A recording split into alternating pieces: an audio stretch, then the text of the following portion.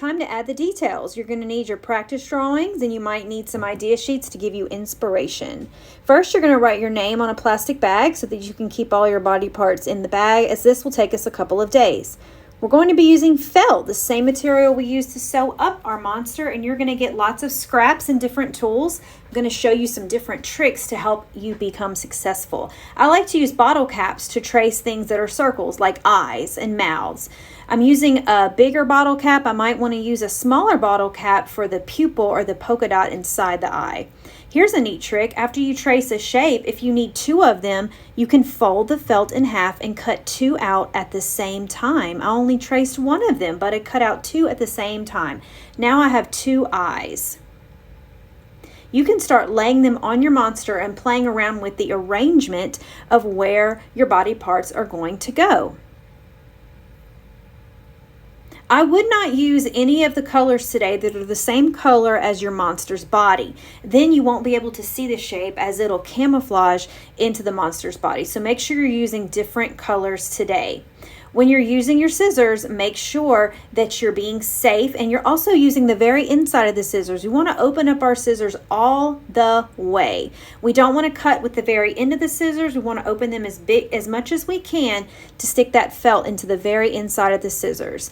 I traced a blue circle and then I cut it in half, and now I have eyelids or a mustache or eyebrows. It can be lots of different things. So experiment with your shapes.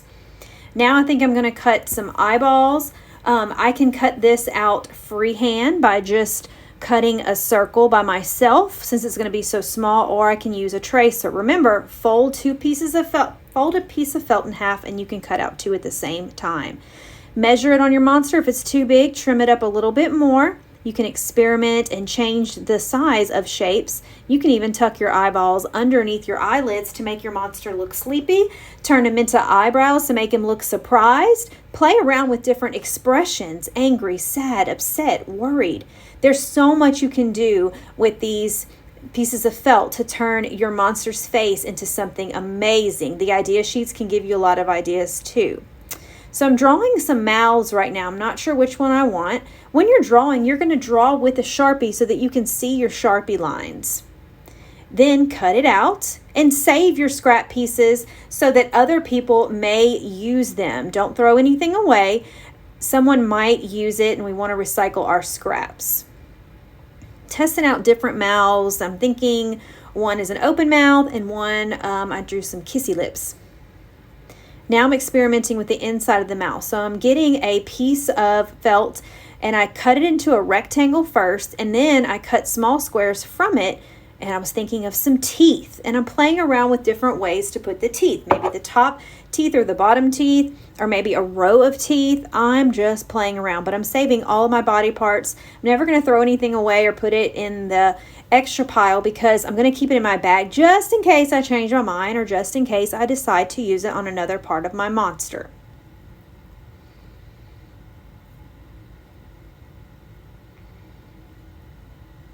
Remember, use the inside of your scissors, open them up as far as you can.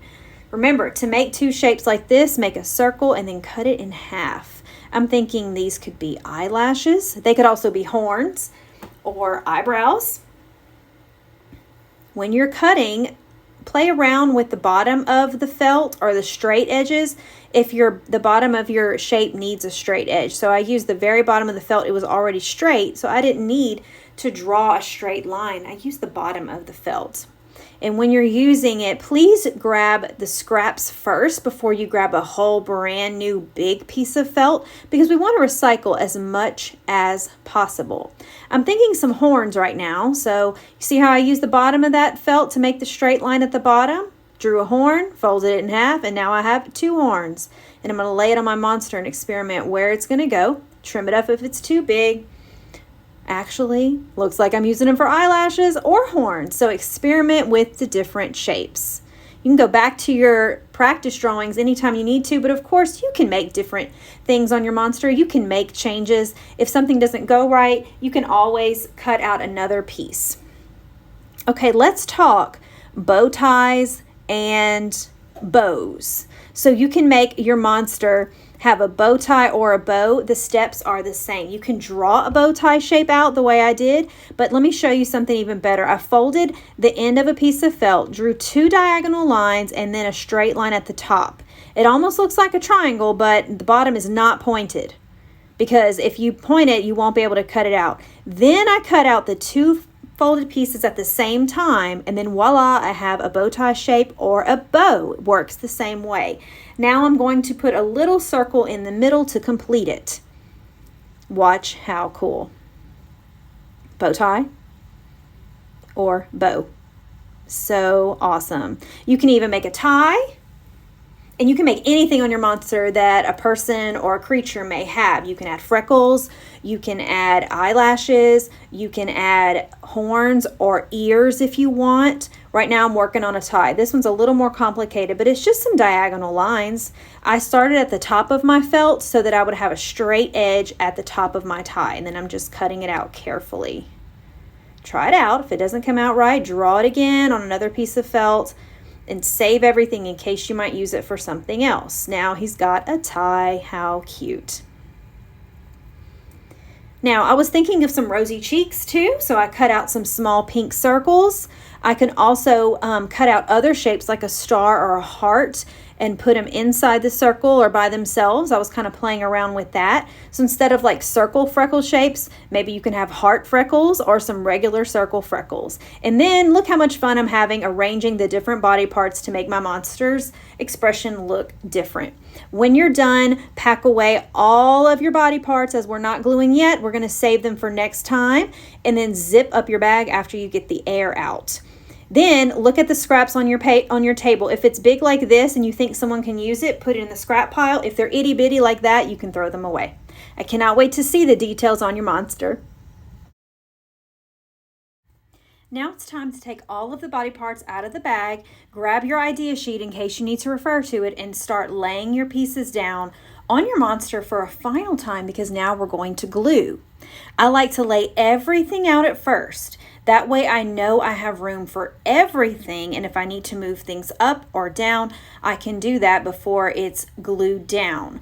If your eyes are taking up too much space, don't be afraid to put them diagonal or in the corner of your monster. I'm using tacky glue or adhesive glue or fabric glue. I'm not using regular glue because I need something a little stronger to stick to these pieces of felt. I put a little bit of glue on the back of the body part, just the part that's sticking out, because I'm doing horns right now, so I'm not going to cover the whole horn with glue. And then I'm going to press it down or press it together and squeeze it, whatever is best, and hold it down for a few seconds to really give it some grab time. Now I'm going to work on my eyes. Make sure that you press down for several seconds before letting go to make sure it stays. When you're gluing down, something that I like to keep in mind are my Sharpie lines. If I have Sharpie lines on any of my felt shapes, that's the side that I like to add the glue on, because I don't want my Sharpie lines showing through. So that's something to keep in mind. Once you go around and you're putting your shapes down, if you see a shape that kind of pops up, you might need to put a little bit more glue under the edges and press it down again for a few more seconds. We're also using a glue brush because these work so much better. That way glue bottles won't get clogged up with glue and we won't have to worry about that problem. And it's so much easier to use. When you're using the glue brush, make sure that if it's a big shape, you're only putting glue around the edges. We don't want to put a lot of glue in the middle. Try to stick to the edges so that your glue won't be wasted, and the edges are really the part that need to stay on. So you definitely don't want to put glue in the middle and that's it. Go all the way around the edges. And if it's a big shape, you don't need to put any in the middle at all.